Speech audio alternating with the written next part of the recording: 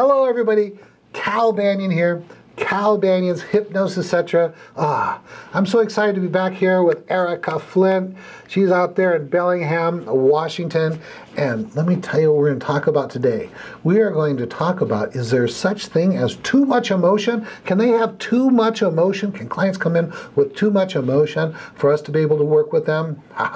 Let me tell you about Erika Flint. She's an up-and-comer in the profession. If you've been watching these podcasts, these hypnosis training videos, then you know that she's bringing that kind of perspective of the person who really has that hypnopreneurial bent on life of wanting to build a successful hypnosis practice efficiently, effectively. And you know what? She's been doing it. She's already, been in the profession like a little more than a year, and she's already speaking at the National Guild of Hypnotists Convention. She's already writing for my Banyan Hypnosis e-zine on hypnosis.org. And I'm so excited to have her here. How you doing?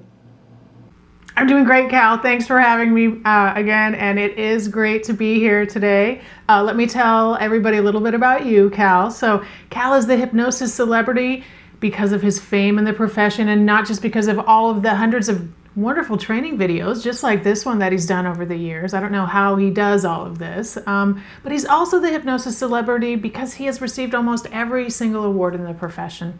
He's the author of one of my very favorite books, The Secret Language of Feelings, and he's also been on television, he's been on the radio promoting hypnosis and hypnotism. He is still training, he teaches lots of classes, he was my teacher, my trainer, still is, and he's still writing, he's still doing all sorts of amazing things.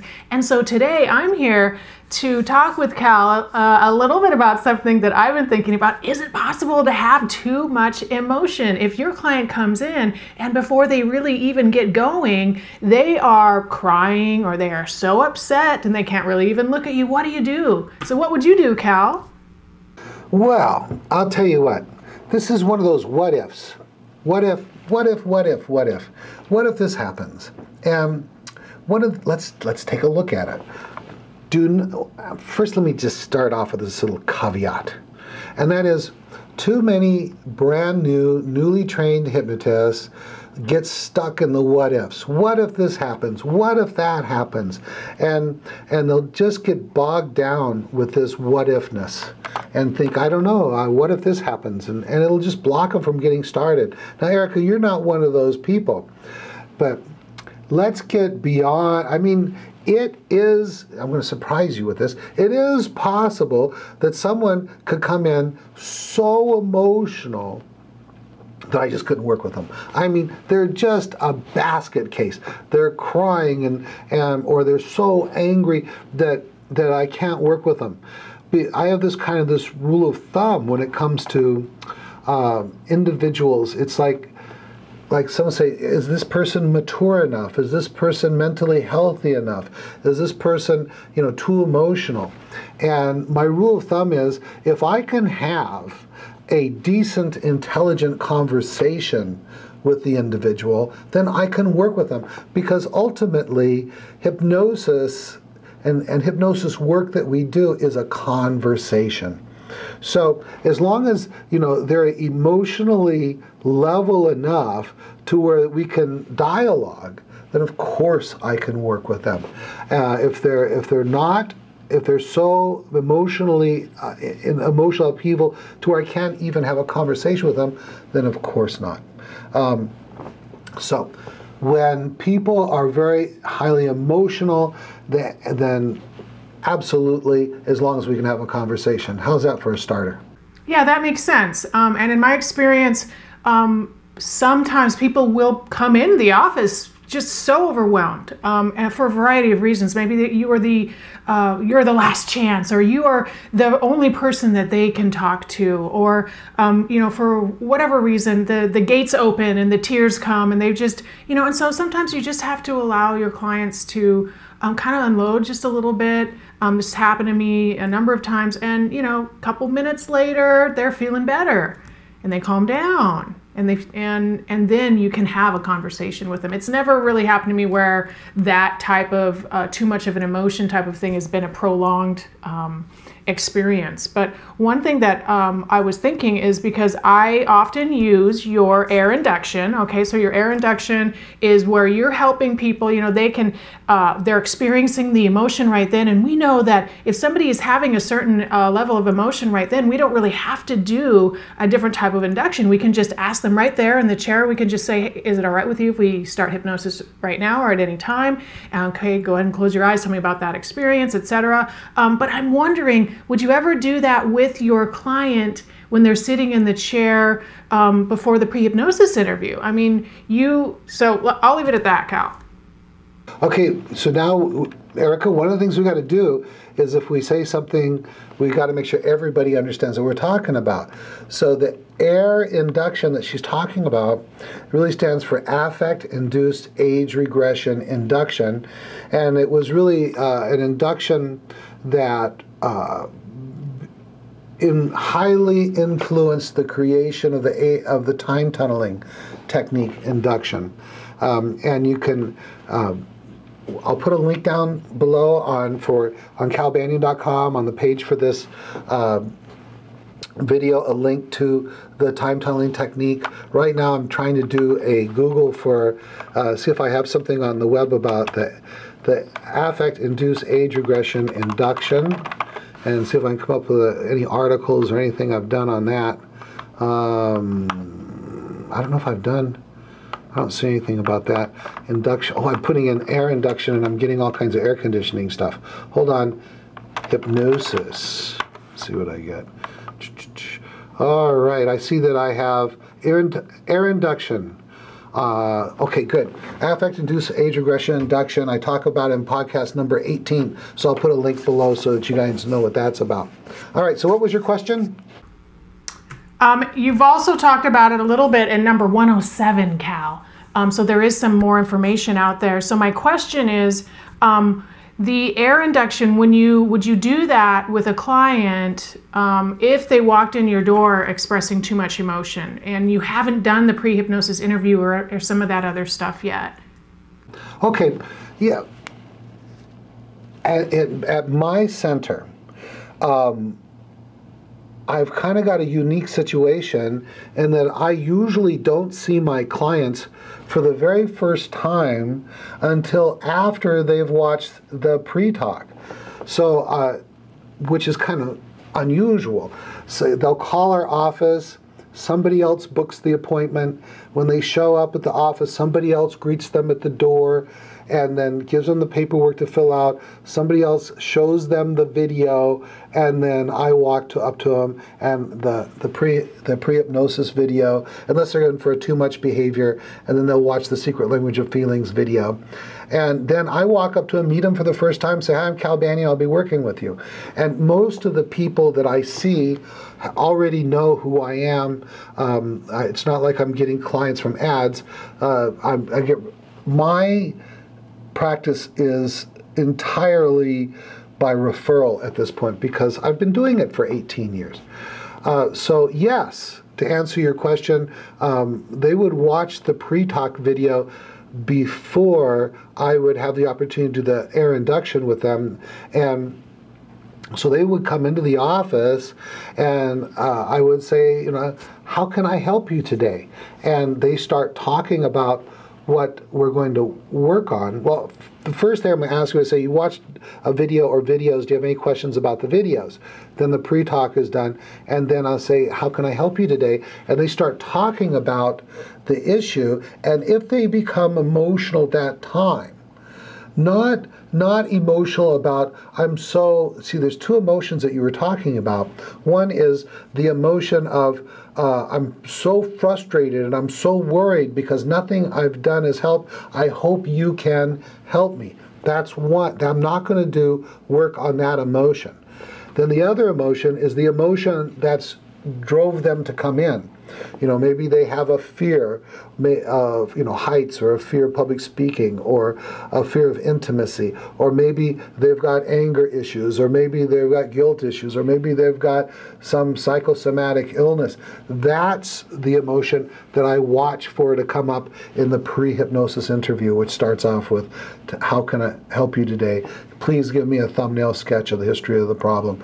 That kind of thing. And then when the emotion comes up, I'll do just like I said, and just like I teach in class, just like you said, and just like I teach in class, is it okay with you if I start the hypnosis at any time? And once they do that, then, there's 2 chairs where a client will sit in my office. One is at my desk. I'm sitting at my desk, and my client is right off to the right of me, catty corner, and I turn and I face that individual, and we talk like this. And if they are connected to that emotion at that time, I'll just say, is it all right if I start at any time? And then I will just go ahead and I don't do affect-induced age regression anymore, which is kind of where you would just say, follow that feeling back. It is the affect-induced age regression induction is really a derivation of the affect bridge, where you simply have them follow that feeling back to an earlier time they felt that way, and you cause the compliance of the client to follow that instruction back to an earlier time they felt that way, to simultaneously induce the hypnosis. Now I do the time tunneling technique, which offers them greater structure. And I'm not really want to go over the whole time tunneling technique at this point. I'll put a link down below to our series. It's 3 or 4 videos on the time tunneling technique. And also for you NGH members, I've done 3 or 4 articles on it in a series for the National Guild of Hypnotists Journal of Hypnotism. Does that help out? Yeah, that does help quite a bit, Cal, because my office is set up a little different. I do show them a pre-talk video, but I'm the only one in my office right now, so I meet them first. So I do have an opportunity to see them first sometimes. So, and I would, in that case, I would, talk with my client a little bit, have them watch the video, and then start some hypnosis with them after that. So kind of the same thing as you, but I do get an opportunity to see them first. So I do have another question though, and it still has to do with too much emotion. So this is further on down the road when we are in age regression. Okay, so in age regression, what do you do when your client has so much anger? Okay, this has happened to me before. And the client has so much anger. They're so angry.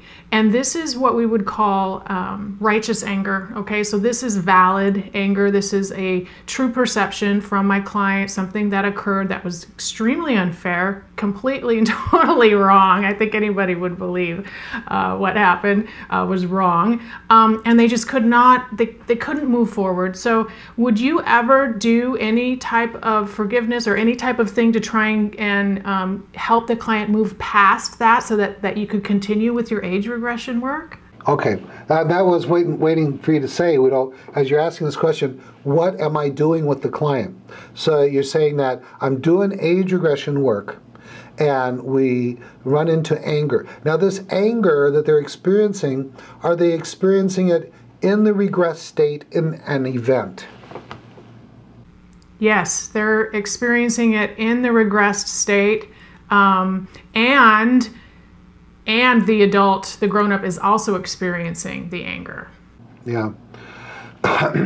Okay, so let's just do this in a way that paints a usable picture here.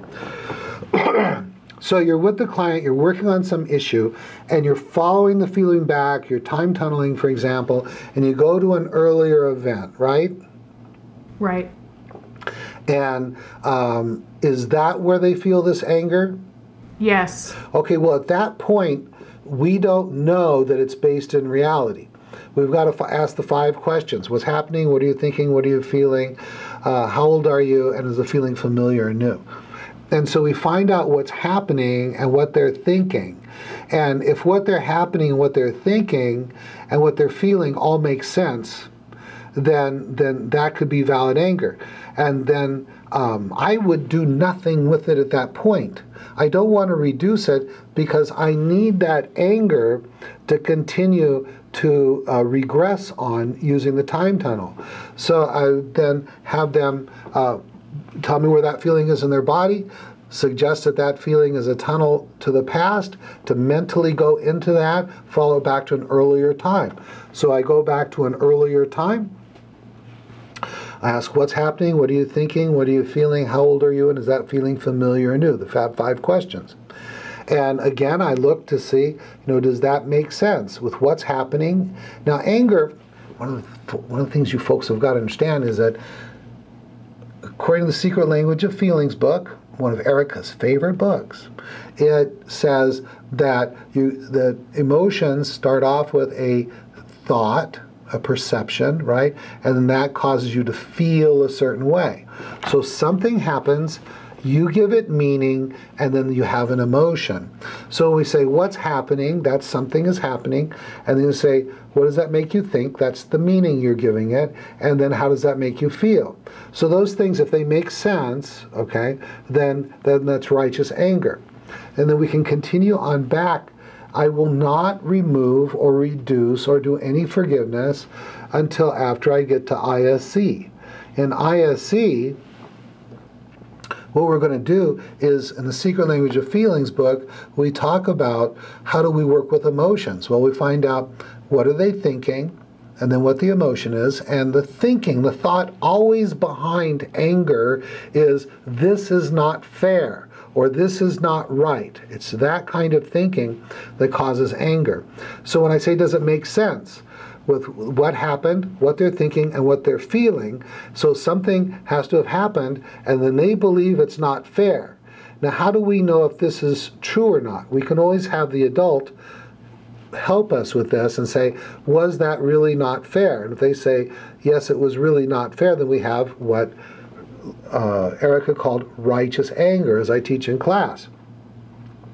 But if we get all the way back to that ISC, and we're ready to do that informed child work where adult goes back to before this event, where we found out what was happening, what they're thinking, what they're feeling, and how old are they, and if it's familiar or new, and we identify an ISC, we go back before that time, and if the adult says that was a misperception of the child because it wasn't not fair, or it was, in other words, it was fair, then if we can give that knowledge to the child, then the child can go through the event without becoming angry, because the anger, once again, comes from the perception of something being not fair. If the adult can go and talk to the child before the event, okay, and now they can go through it knowing it's fair, then they won't get angry. So as I'm regressing back, I don't do anything to remove the anger because I need that emotion to time tunnel on or to affect bridge on to go back.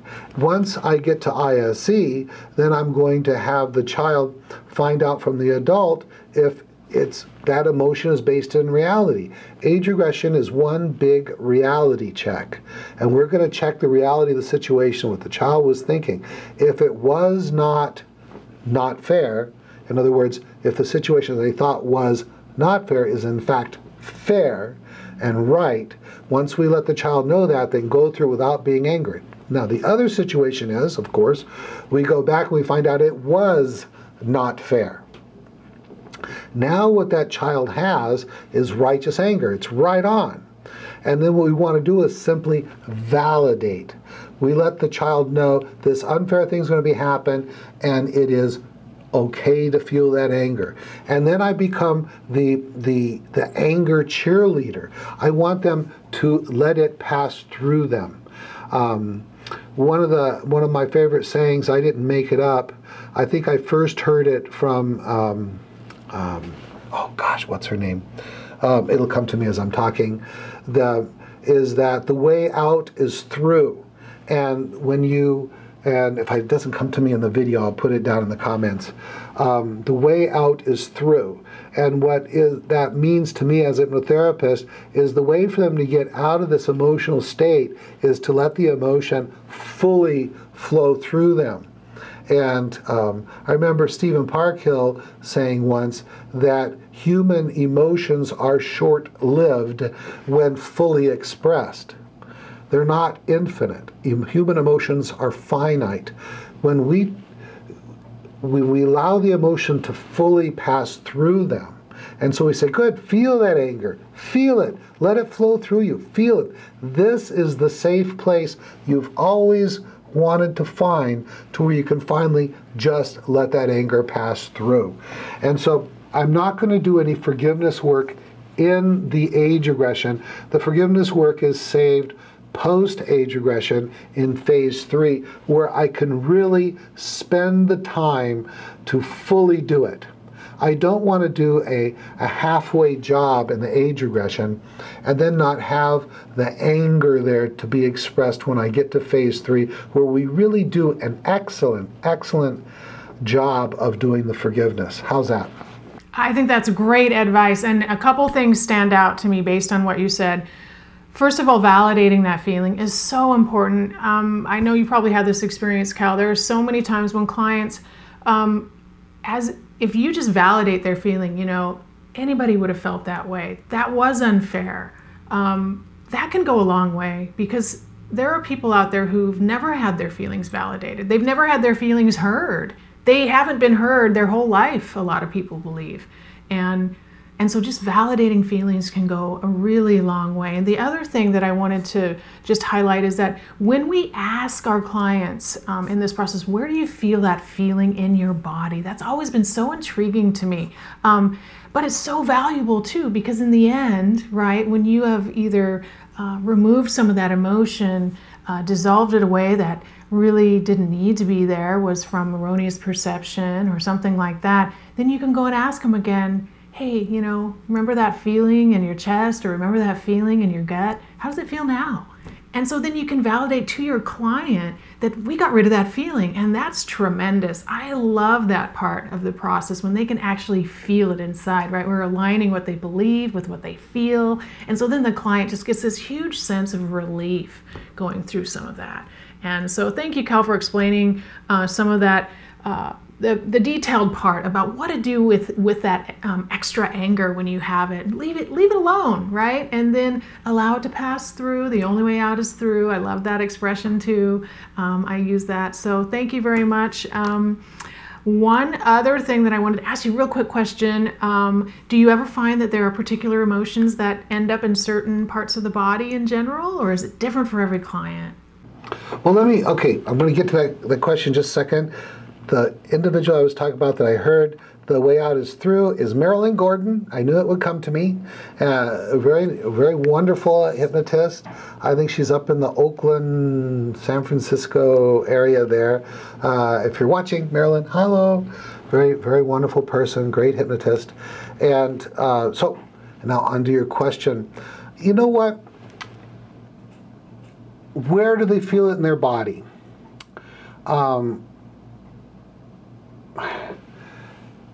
Most of these emotions are in the chest or in the gut.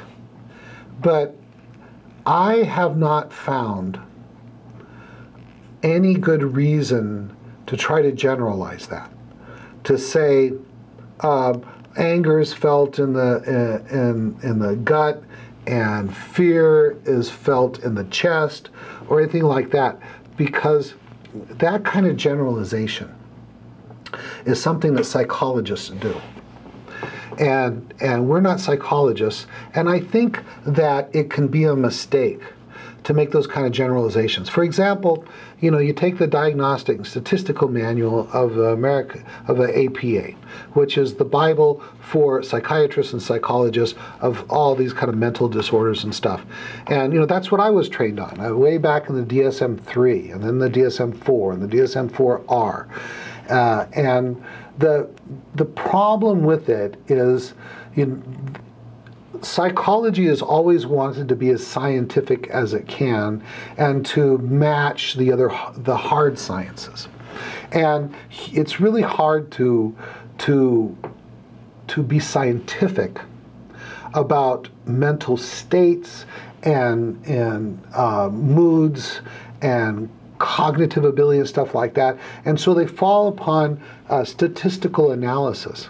And with statistical analysis, what happens is we come up with generalizations. And these generalizations in psychology have come to a point where what they try to do is say, people with this mental disorder fit this profile.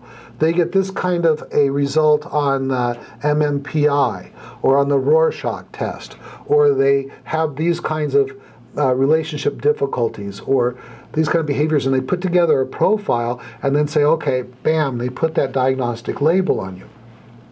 And we don't want to fall into that kind of behavior because it's very, very limiting. What I do is I don't care where they feel it in their body. I want to have them become aware of where it is in their body simply because that awareness magnifies the feeling and, probably even more importantly, makes an emotional cognitive link so that I can do the time tunnel, so that I can do affect bridge, so that I can do the age regression induction, and so that I can go back and visit relevant times in the past if I'm doing age regression, so that I can find out what was happening, what they're thinking, what they're feeling, so I can work on that stuff with insight. You know, as you can tell, my co-hosts, they just bring me these things, and I don't spend any time really preparing for it. If I don't know the answer, I'll just say I don't know the answer. And you know, a lot of the stuff I give you is my experience on the topic, or my experience with clients, or my particular perspective on a topic.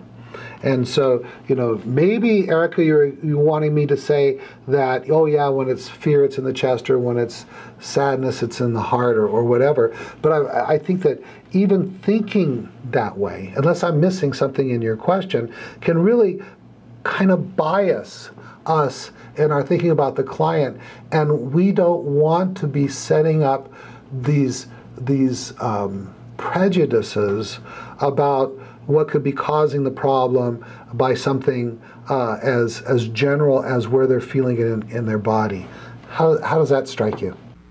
Well, and my experience is the same. So my question was more just about what's your experience in this, because you've been doing it longer. My experience is that there is no rhyme or reason, particularly about when somebody feels something in their body. I have had a few cases where somebody comes in with pain. So for example, shoulders and neck, or headaches or back pain, they often will feel or report at least that they're feeling more motion in that area.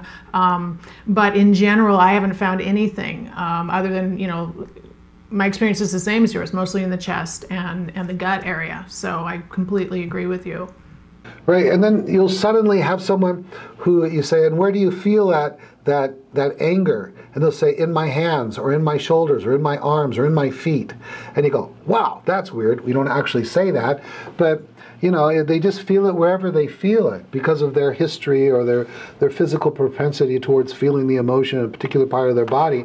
And then don't be someone who profiles your clients like that. Just let it take you to wherever it's going to take you. All right, Erika, please wrap it up. We went a little bit long this time. All right, well, thanks everybody for joining us here today on this episode about emotion and too much emotion. My name is Erika Flint. You can find me at CascadeHypnosisCenter.com. Thanks for joining today. All right. Hey, you guys, if you're watching this, thank you very much, Erika. Anywhere except calbanyan.com. Go to calbanyan.com because that's where we have the extra links. That's where we have additional comments and information and graphics that go with these videos. And also become a VIP member, and because that's where we've got the list of all the podcasts. I'll send you notification each time one of these videos comes out. And also, see you in class. We've got a class coming up in October. It'll be October 13th through the 24th with the weekend off right in the middle. What a great time, October, to come to California. It's starting to get cold where you are perhaps, and you can come to California and go to Disneyland, go to the beach, and learn an awful lot about hypnosis. And then we also have in March, class coming up, and these are both 10-day courses, and gosh, I just love to see you in class. That's it. Hey, take advantage of our specials on calbanyan.com. We try to make specials for you from time to time, and they're always really good deals. All right, now I'm done. Cal Banyan, signing off.